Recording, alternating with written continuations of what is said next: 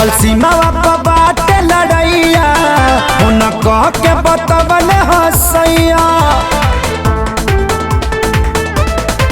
हो लागल सीमावा पर बाटे लड़ैया उन कह के बतवल हसैया असोई है नहीं घरे कश्मीर से होली खेल ले हम रंगवा वीर से सैया के तस्वीर से सैया के तस्वीर से राजा के तस्वीर से सैया के तस्वीर से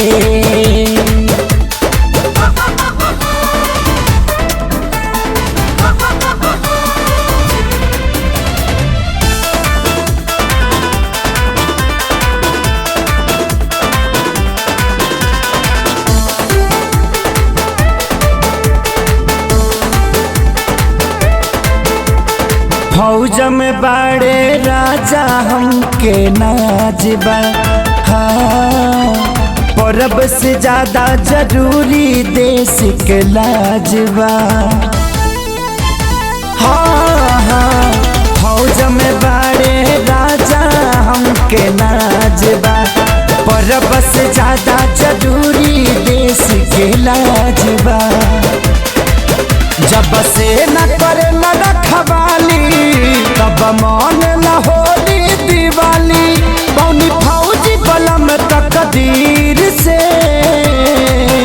होली खेल ले हम रंगवा वीर से सैया के तस्वीर से राजा के तस्वीर से सैया के तस्वीर से राजा के तस्वीर से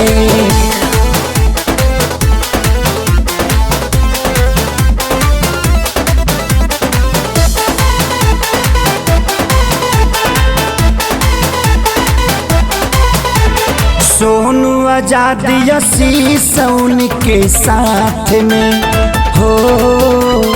पहरा देले राइफल लेके हाथ में हाँ हाँ हाँ हाँ सोनू आजाद यसी उनके साथ में पहरा देले राइफल लेके हाथ में